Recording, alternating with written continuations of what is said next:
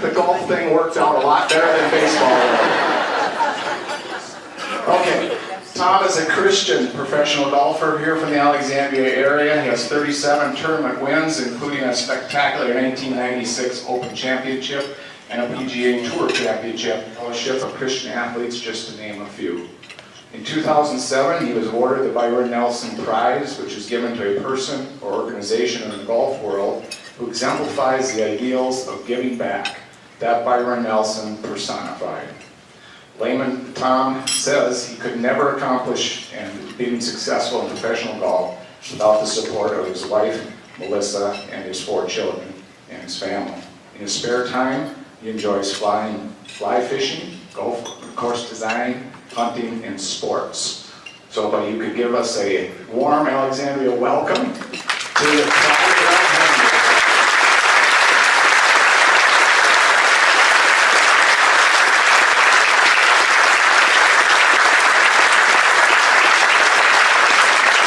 Well, thank you. I was listening to what you were saying, that I enjoy fly fishing, golf course design, and sports. I'm pretty one-dimensional. I think it's all about sports.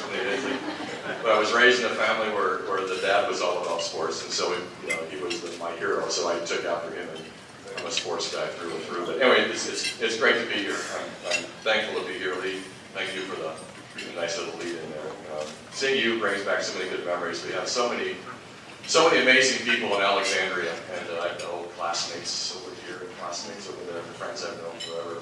Old fat pastor friends, and I saw somebody that I think I said the wrong thing. I was talking with him with another pastor friend of his, and I said, Jody, we broke more rules pheasant hunting you can shake a stick at. I probably should have said that in front of the other pastor, but it's kind of true.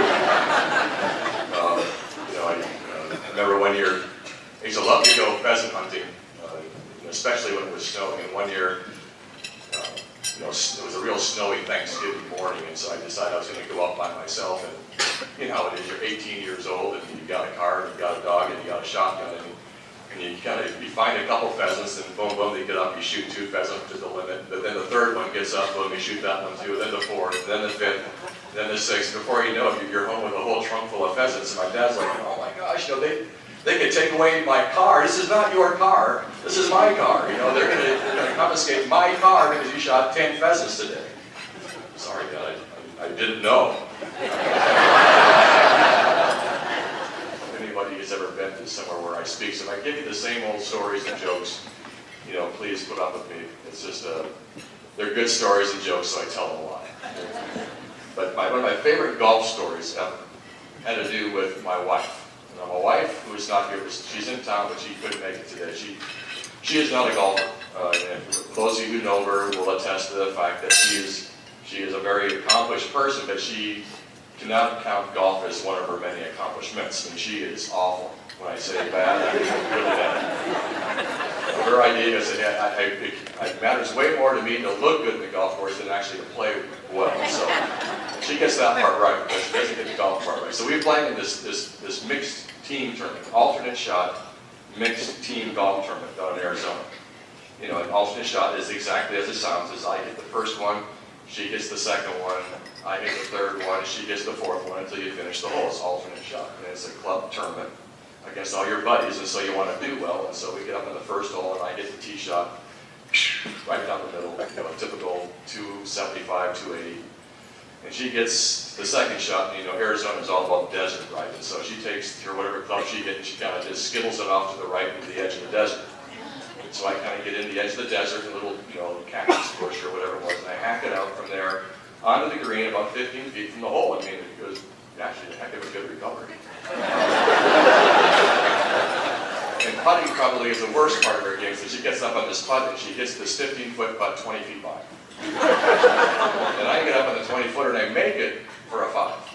Right, so we've survived the hole with a bogey, but I must have been mumbling or grumbling because we're going to the next tee, and she's like, well, what's your problem? And I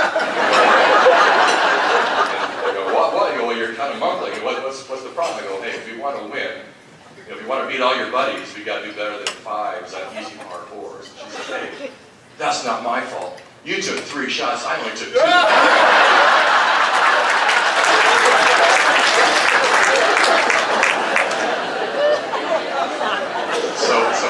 all of you men out here, think about how many fights in the history of our marriage I've won. Against a person who thinks that quickly. You know, I'm over the world when it comes to, even when I'm right, I'm wrong. That's one of my favorite. You know, there's a lot of things about golf which are interesting. There's a guy named Simon Hobday. You know, you think about golf stories, and this guy named Simon Hobday, who's from South Africa.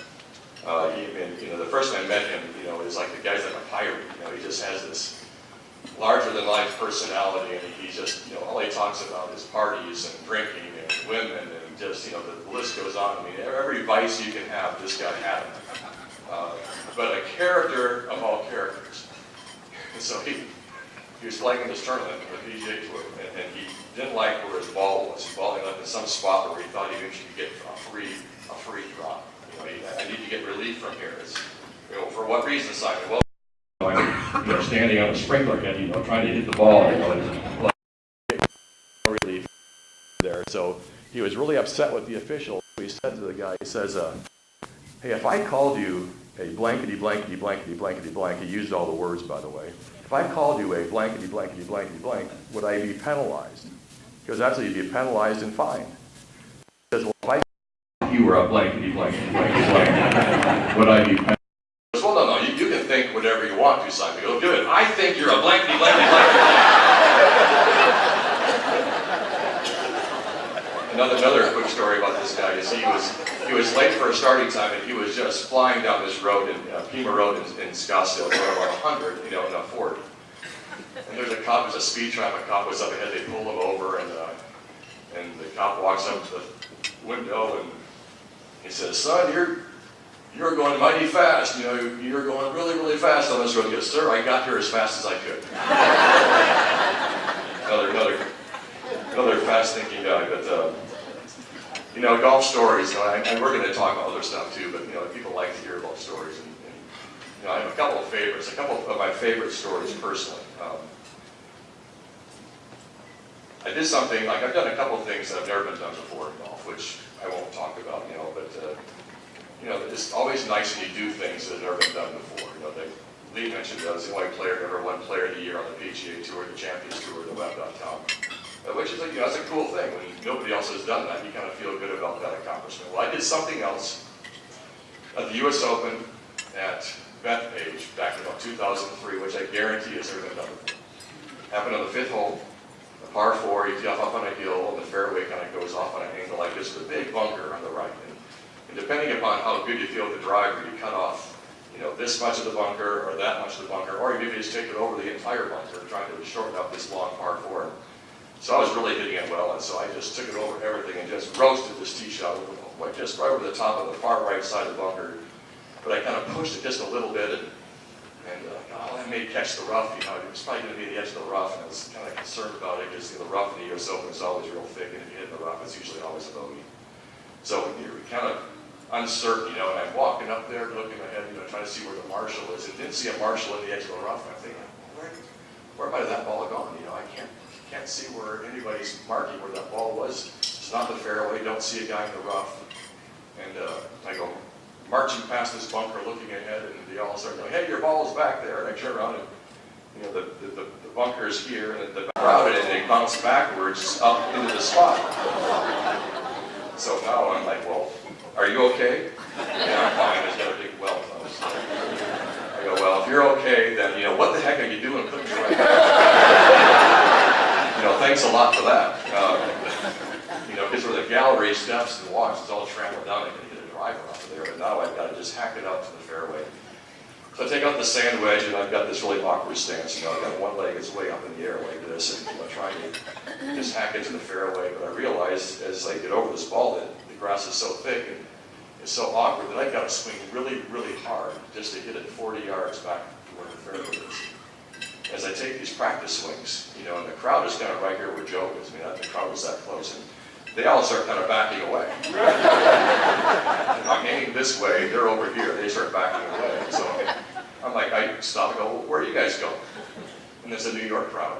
You know, that means in New York, and of course, some New Yorkers, "Hey, you're probably going to shank it." You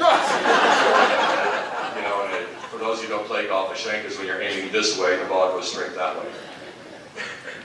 he said, hey, don't worry, and I haven't shanked a shot in 25 years, maybe never. I'm not sure if I've ever shanked a shot. I mean, I just don't do that. You're all okay. They all move right back in close. And so I get here and I take this big swing as hard as I can just to hit it 40 yards, and what do? I shanked it. And it hit the very same guy.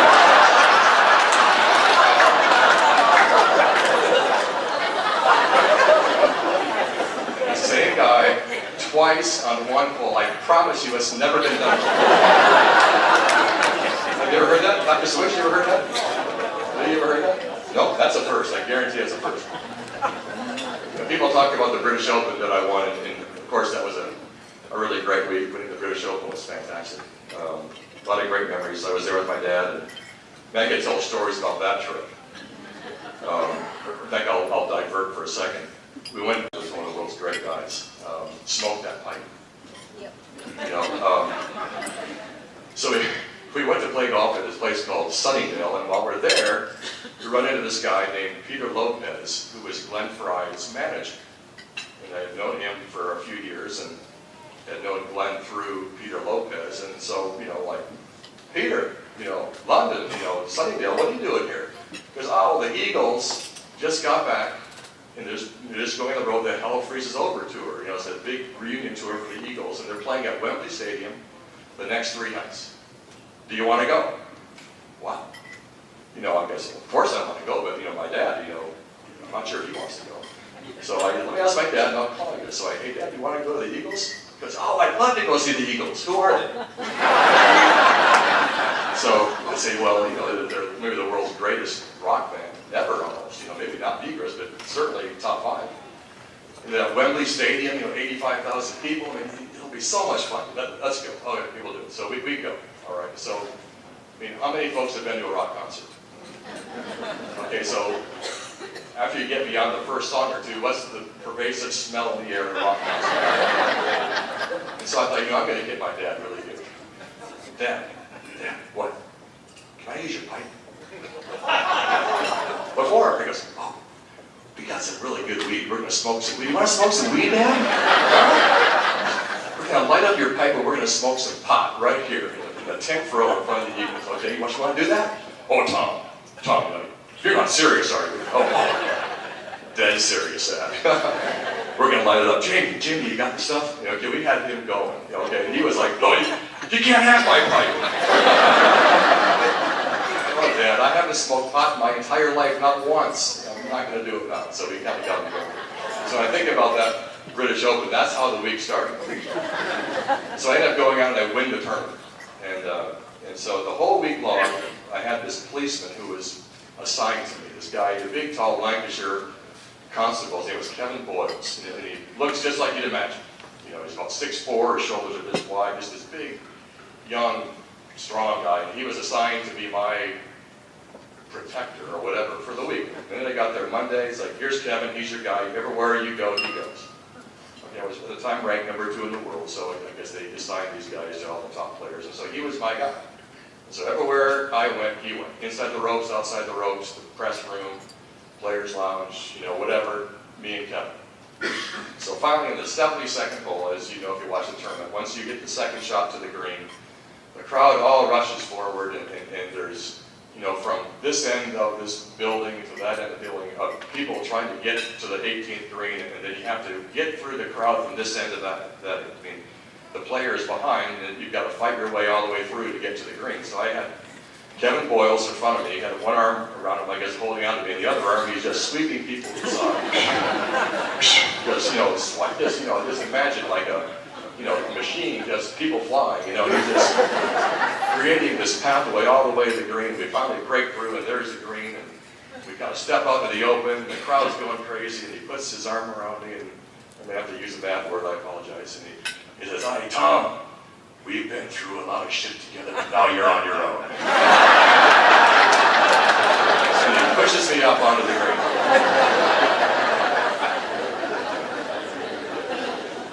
So, those are the stories that anyone who's my age can probably testify that there was probably no place in America that was better to grow up on than this city, this town. And a remarkable group of people, amazing parents, amazing teachers, amazing,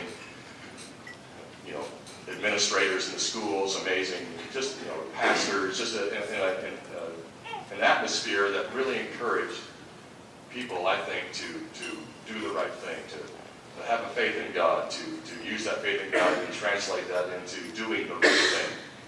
And I see the Leslies here, and their son Jeff was like the leader of the band. So when I think about growing up here, when Ed and Sylvia opened their home for the FCA, and there was a football coach, and the guys would maybe go to FCA because they wanted to be the starting quarterback. I don't know. Just kidding. But he was the leader. He was the leader of the FCA, and it was important to him, and he led the kids. And he was the guy who kind of inspired the kids to want to become more. And then these young guys who were under him, Jeff and Rod Rippergard and Kevin Donatel and some of these guys who are a year older than me, became real leaders, in the school, and really kind of rallied everybody around them to take part. To the point, I think, where we would have, if you guys could tell me, we would have 100 or 150 or 200 kids maybe in somebody's house, for an FCA meeting every week. At Ed's house or somewhere else. There was this amazing, outpouring of God's Spirit, I would say, in the city amongst the young people to really inspire these young kids to take their faith seriously. And they had a bunch of young guys who really did take it seriously. And it inspired younger guys like me to want that as well. So I can honestly say that my life was transformed as a 15-year-old.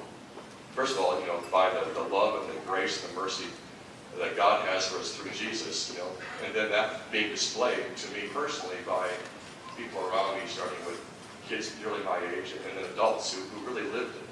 And I think that's really the issue. The issue is, living it. What does it look like to live? When you think about living a life that reflects the love of God, the love and the mercy of Jesus, what exactly does that look like? And I spoke at a thing at the school down in Phoenix, and this school's motto was, it was an all-boys school, Brophy High School, was men for others. And I have kind of, in some ways, adopted that thought, men for others. A servant is there for others. Men for others, meaning leading by serving. And it's kind of what I see in my life around me, of what it looks like. What does it look like to have a life controlled by Jesus? And so I have a few people I want to talk about. The first one was I had a caddy for 22 years named Andrew Martinez. Andrew Martinez was a guy whose parents grew up in Mexico. They immigrated to the States. He's first-generation American. I met him because I was playing in the Mexican Open. We're in the lobby of the hotel, and he was caddying for John Cook at the time. And we're in this hotel down in Mexico City, and this guy is just, going at me in Espanol, just 100 miles an hour. I have no idea what he's saying, and Andrew, who I don't know at all, but I know who he is. He's this world-famous caddy, and he's Mexican-American. I turn to him and say, Andrew, what's he saying to me? He's like, I don't speak Spanish, I have no idea. What kind of a Mexican-American are you? That's how I met the guy. It's like, really? You don't speak Spanish? No, I don't speak Spanish. Caddy, though. So anyway, so we, from that point, kind of developed this friendship, and then he started caddying for me, starting in 1992, 1993 maybe, one or the other. And he caddied for 22 years, really until a year and a half ago. So almost 23 years of this guy caddying for me. And he would say, what do you require in a golfer? And he would say, you got to have the 3 P's. You got to be able to play, you got to be able to pray, and you got to be able to play, pray, and pay. Most importantly, you got to pay. But for Andrew, actually, the most important thing was to pray. He told me from the very beginning, if you ever do anything that messes up your marriage, that is unfaithful to your wife, that messes up your kids, I will not work for you. I'll be done. I'm going to hold you accountable to be the man who you claim to be. And so for 22 years, other than just being a caddy, he was also a dear friend. He was a guy who held me accountable. I can't tell you the number of times, because those of you who know me, who knew me growing up, can attest to the fact that I had quite a temper.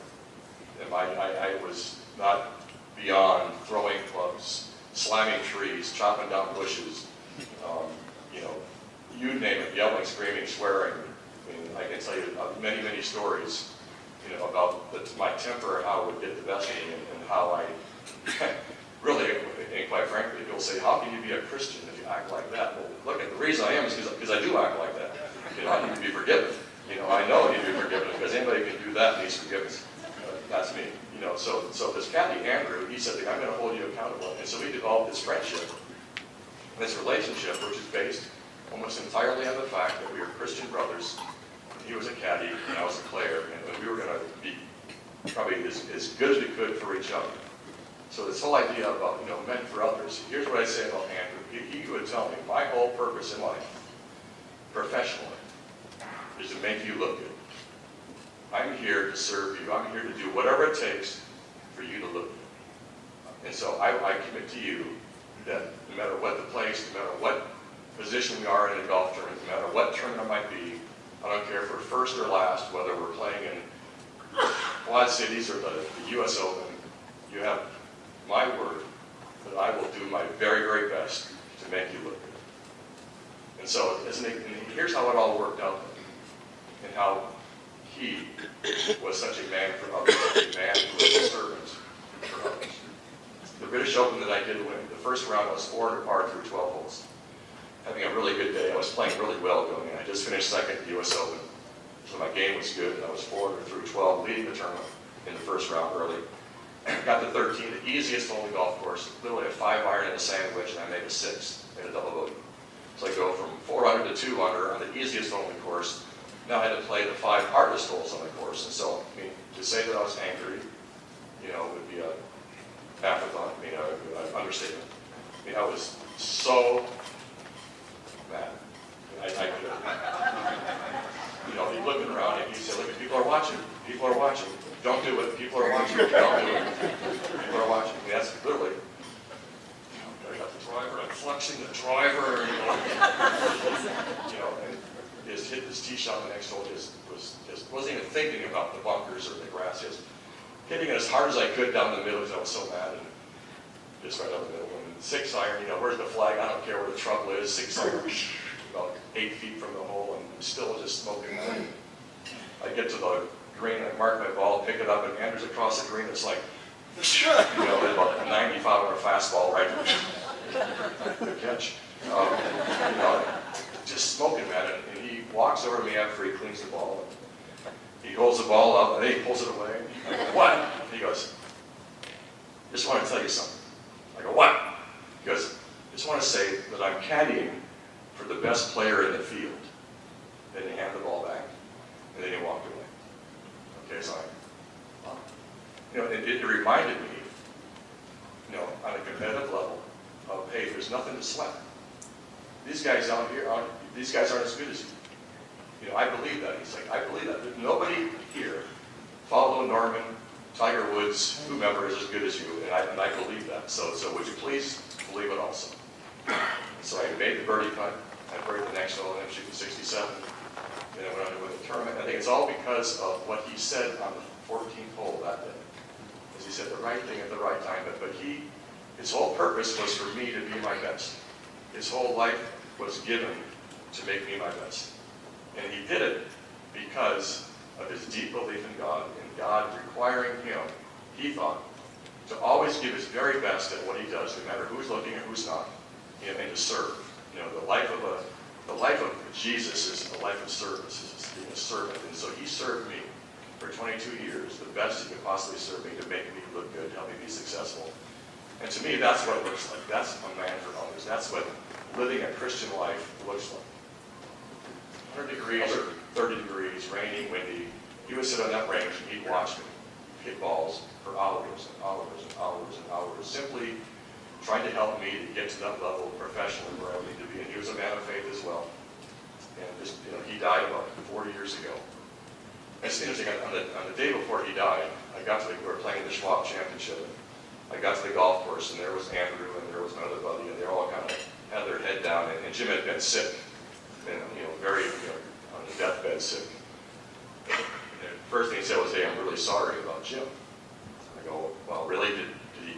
last night? Yeah, he passed away last night. Oh, really? And this is like on a Thursday or a Friday or whatever. And so I was, upset. And I went and hit a few putts, and I'm putting the putting, just thinking about all the years, 23 years of this guy as my coach, and it started as a coach, and now he was just a dear friend. And I thought, well, maybe I ought to, call his wife and just give my condolences. And then Andrew and Dennis walked back up and said, hey, before you call, why don't you say a prayer? Let's just say a prayer for Jim. My friend Dennis wanted to say a prayer for Jim. And so I said a prayer right there in the putting green for Jim Flick. And then I called Jerry's wife. And, hey, Jerry, it's Tom. I'm here. I just heard. Oh, no, that's not true. He's here. He wants to talk to you. Really? He goes, yeah. He said, hold on. And he goes, hey, coach, how are you? Go out there today. And, hey, don't listen to those media guys. I'm still here. Still going strong. Just you go play well. And so Andrew, my buddy, looked at me, and I finally hang up, and I go, he's still alive. And then it says, wow, that was some prayer.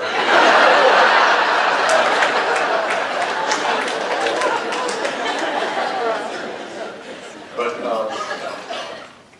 he thought it was our goal and purpose in life to reflect what God has for us in the way we live. And the way he chose to do that was by giving. He gave everything he knew. He gave everything he had to me. I went from being a guy in the mini tours to ranking up one in the world, and being a major champion and a Ryder Cup captain, in a big way, because he chose to help me get there. He saw in me the ability to get there, and he chose to want to help me. And so he served me completely, unreservedly, for 23 years. So in my book, that guy is a man for others. That guy is a man who reflects what it means to be a Christian. He worked really hard at what he did because God said, work hard. You have these talents, use them. But beyond that, use them in the right way, serve others.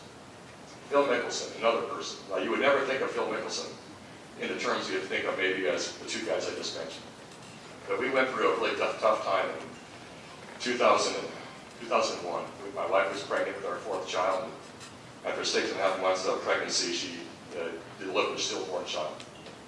And a tough time, very difficult for both of us. And those around us knew how distraught we were, how much pain it was causing. We were so excited about, kid number 4 and all these plans, and people have been there, done that, see what I'm talking about. So it's tough. It's tough, and so we were home, not long after all that kind of went down, and we were trying to just kind of get our stuff together, when we get this FedEx package in the mail. It's a FedEx letter. I wonder who this is from. So open up this letter, and it's a letter addressed to Samuel Lehman from Phil Mickelson. And so, that's a little bit strange, not strange in a bad way, but just unexpected. I wonder what this letter says. And the letter was simply a letter that Phil wrote to our stillborn child, Sam. It's telling Samuel what great parents he had, what a great family he was going to have, that we would see him in heaven. Just everything that you would need to say in a letter to make parents feel better. Phil said. And so, he was always a good friend. I can tell a lot of stories that make you laugh too. But this particular thing was when we needed a friend who needed to say the right thing at the right time, Phil Mickelson was there to do it. So when you watch Phil play, when you watch Phil put his foot in his mouth with the media, and remember that. That's the Phil Mickelson that we know.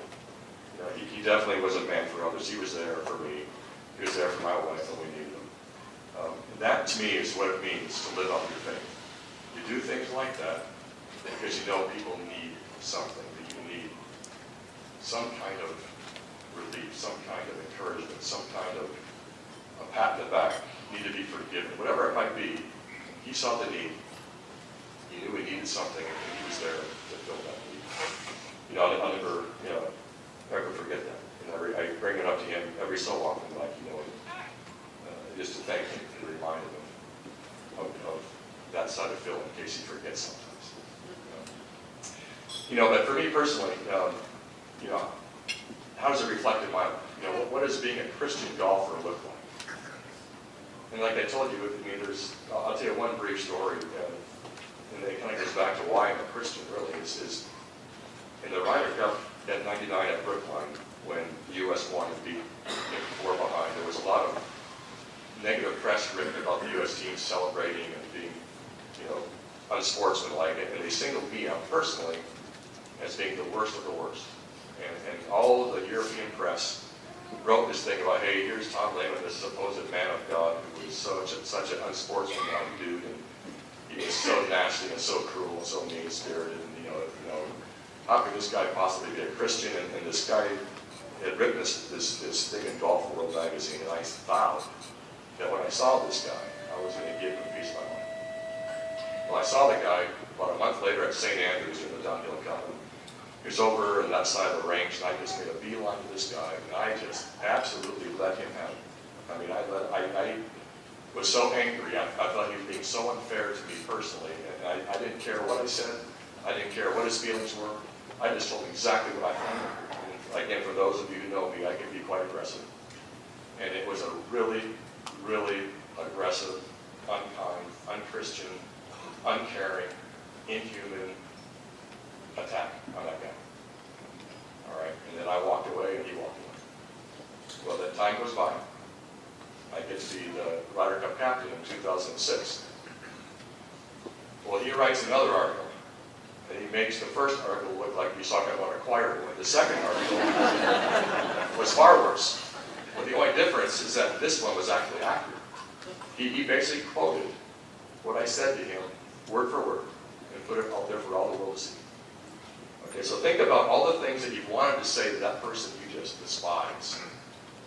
Think of all the things you'd want to say that you didn't care how nasty it was and how much it might hurt, or whether it was true or not, but you just wanted to get it off your chest. Well, he put it all out there in letter form so the whole world could see it. And you talk about conviction.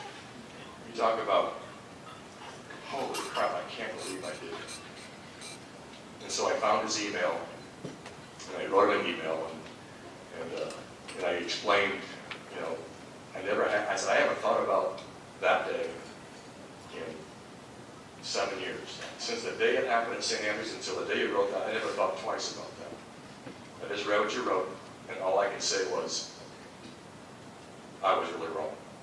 I was really wrong, and I can't believe I treated anybody that way. I can't believe I said that to you. In fact, I'll tell you right now that because I know, you mentioned, you say what a hypocrite I am, and of course I am. I have no defense, I am a hypocrite.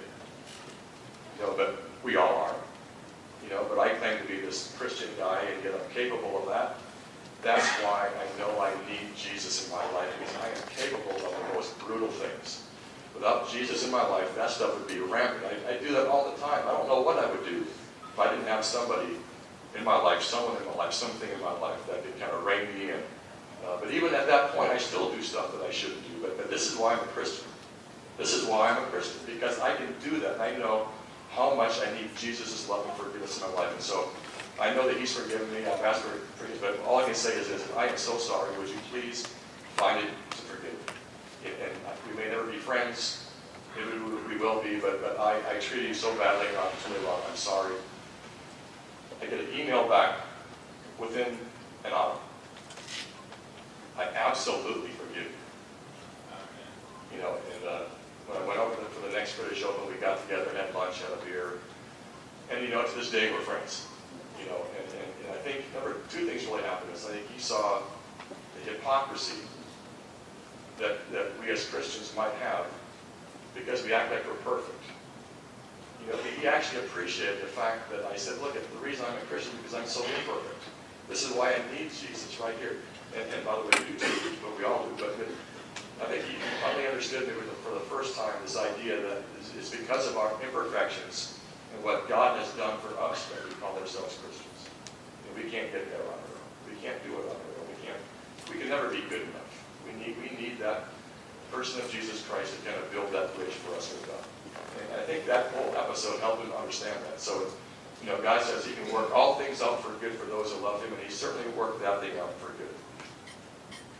But how does, because I know I need God in my life, there's a lot more successes that way than failures. So what does that look like? So to me, golf is a sport.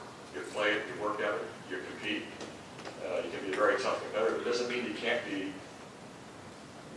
a loving, encouraging competitor. The U.S. Open in 1996, I was playing with Steve Jones in the final round. We were tied for the lead in the final group. And he had just missed about a year and a half due to an injury. And Steve Jones is a wonderful Christian guy. Love the guy. He loves God. He's just a super duper guy.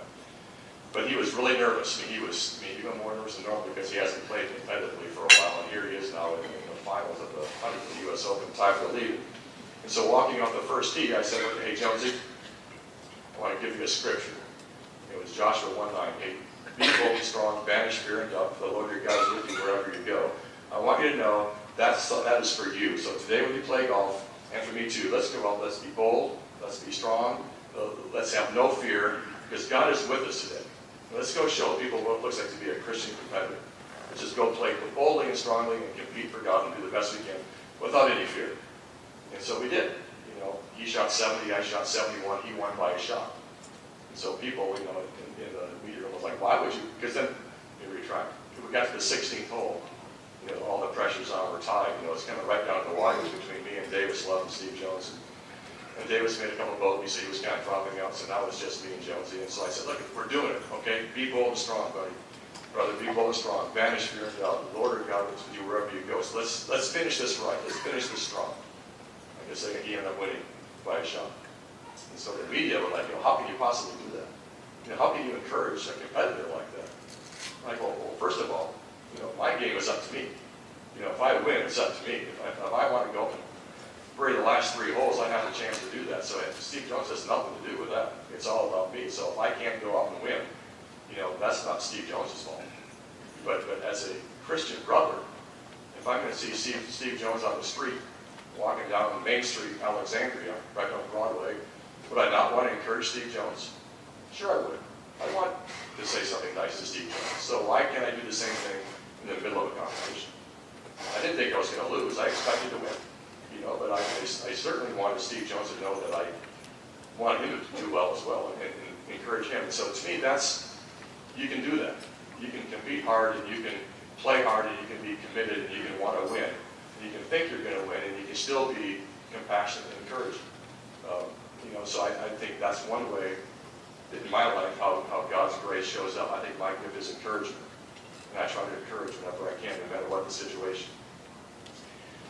Another thing is in personal integrity. Personal integrity. It's easy, in the big stage, to say the right thing, get on TV and whatever you say. Another thing is, what about when nobody's looking? If nobody sees anything, who are you? What do you do? And in terms of professional golf, that's a pretty big deal. You see a lot of stuff all the time about penalties being called and breaking rules, and the personal integrity is everything. And I know that I learned a big lesson when I was in 7th grade. I cheated in a golf tournament once in 7th grade, and the way I got caught was I didn't get caught. Is that our team ended up winning by a shot, and because I cheated and cut a shot, our team won. And so I had to kind of live with that, for a long, long time. Knowing that because our team won because I cheated. 7th grade is 12 or 13 years old. How old are you? What grade? How old are you? Are you 13, 12? How old are you? 9, 8, 10? Okay, so not just a little older than her. So when you're just a little bit older than her and you get caught in something like that, and when I say caught, I'm just caught with guilt. Knowing when you look at yourself in the mirror that you did something that you really, really regret. And so I vowed at age 12 or 13 that I will never, ever do something like that again. And so if you fast forward, I was playing in Greensboro. I was leading going into the final round.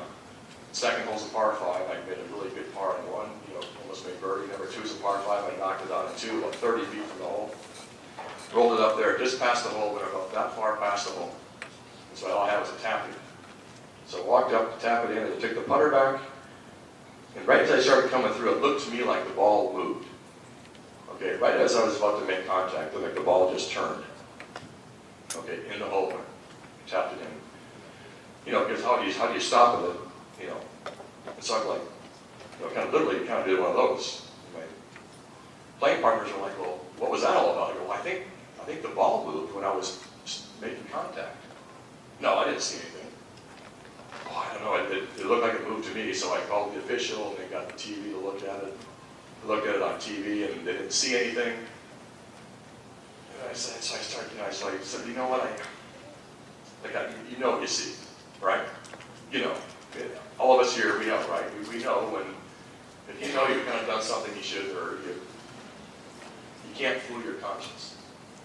So, that ball moved. Okay, it moved right before I made contact. I took the putter away. Right as I started coming through, that ball just moved forward, and I hit it as it was moving because I couldn't stop it and it went in the hole. Well, okay, it's a penalty for hitting a moving ball, and it's a penalty for not putting it back as it moves, so it's a two-shot penalty. So I went from being a shot ahead to a shot behind and losing by a shot that week, but it goes back to 7th grade. It goes back to 7th grade saying, I will never, ever put myself in a position again to regret something good that happens if I knew that something had gone wrong and I didn't rectify it. So I call that penalty myself. And to me, that's what the personal integrity is. It's nobody's looking, nobody sees it, nobody understands it, but you know, and you're willing to call it on yourself. So to me, that's a big way that Jesus works in my life, is that little voice that you listen to who is telling you, yes, no, don't do it, or whatever it might be, and you listen. And so this whole thing about personal integrity and doing the right thing, and I'll close with this story, is that it affects other people. The way it affects other people when you choose to do the right thing, when you choose to do the honorable thing, or just choose the right way to go. Because we don't often understand that our choices affect others. And one of the reasons why God, I think, hates sin so much, how he hates the things that we do that mess up so much, is because innocent people suffer because of what we do. We make a bad choice, innocent people will suffer for the bad choices that we make. And that's one of the reasons why God hates it so much when we make the wrong choice. The innocent should never suffer what they do. But sometimes when you make the right choice, the people are blessed and you have no idea they'll be blessed. And so this final story, I was playing in Wichita, Kansas. And I had no caddy. It was 1990. I was on the Hogan Tour, which is now the Web.com Tour, and I was just a part-time member. I was an additional member, so I played in one Hogan Tour event, and it was July, so I hadn't really been on the tour at all. And so I had no caddy. I had no guy to travel with me as my caddy. So when I got to Wichita, I went into the golf shop and I asked the pro, is there somebody here who can caddy for me?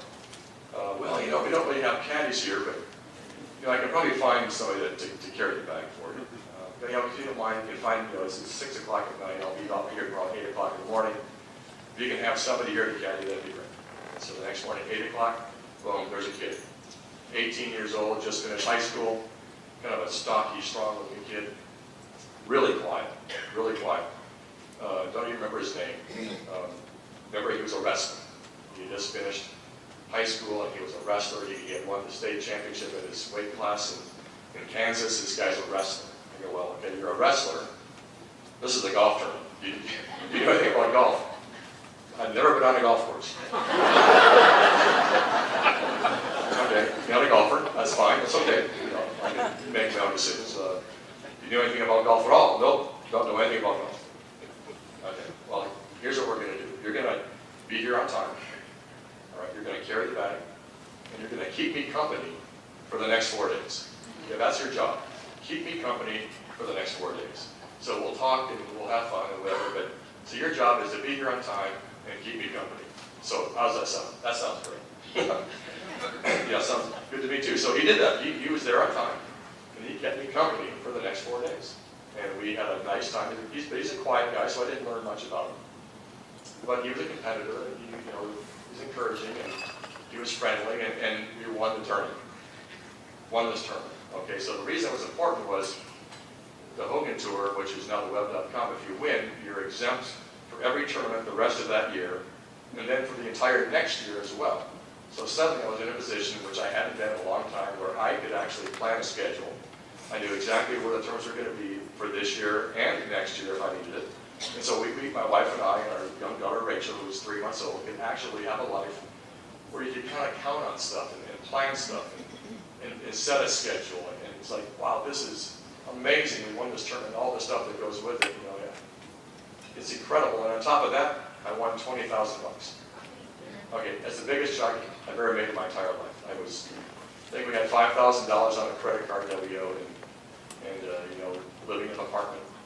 And $20,000 was this immense number, a huge number.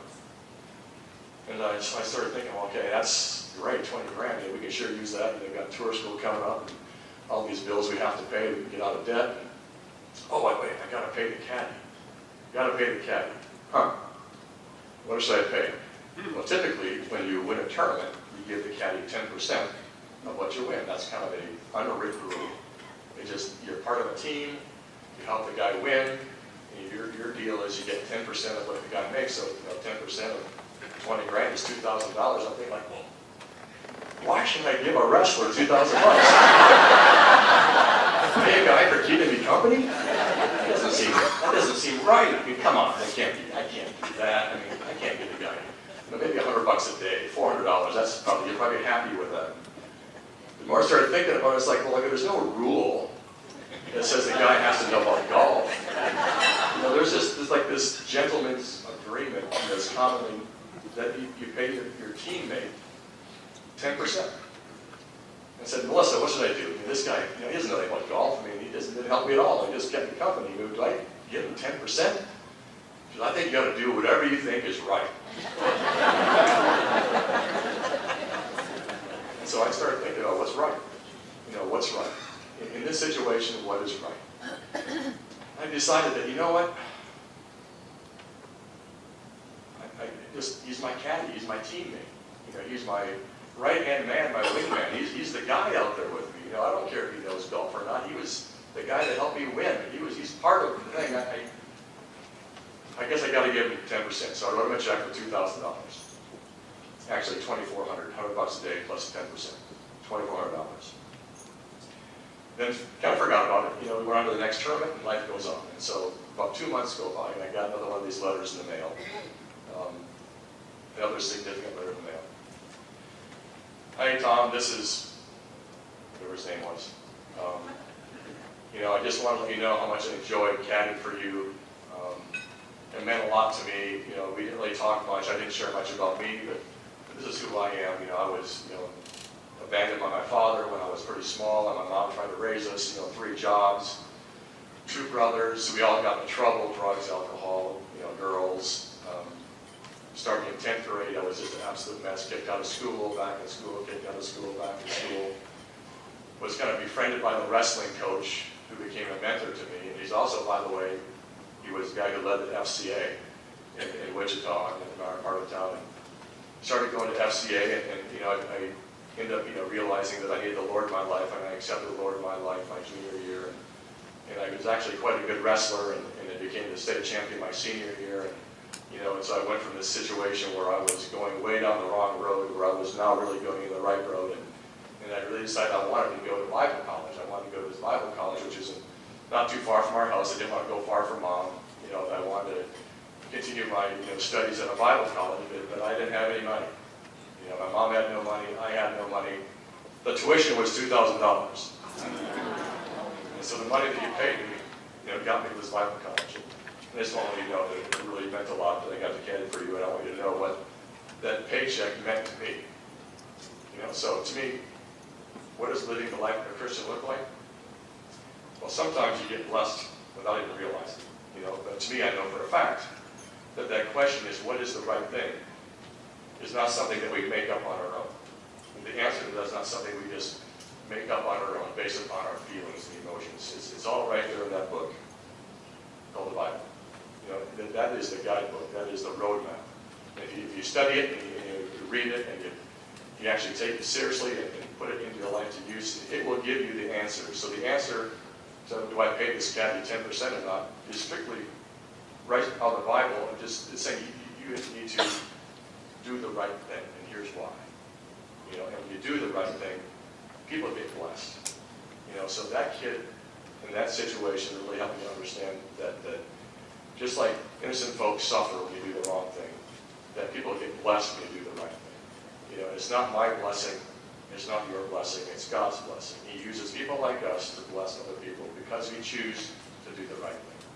So my encouragement today is that in this room full of so many people who I know over the years have done so many of the right things, as they continue to do the right thing. And if you don't do the right thing, then start doing the right thing. And if you want to know how to start learning how to do the right thing, then I say, look up. God is the answer to knowing the answer to that question, what is right and what is wrong. There is a definite right and there is a definite wrong. There is absolutes in this world. Even though people may say there's not, there are. There are absolute truths, and there are absolute yeses, and there's absolute no's. And God has the answer to those questions. And the fruits of those yeses and the fruits of those doing the right things are something you'll never regret. So anyway, that's all I have to say. I have been blessed and honored by having you ask me to speak today. My roots are here. Everything I am in this life is because of my parents, because of those around them, my friends who influenced me, and God who used all of them, in my life. So I thank you. It's me who thanks you for letting me be here and letting me be a part of this community. God bless you.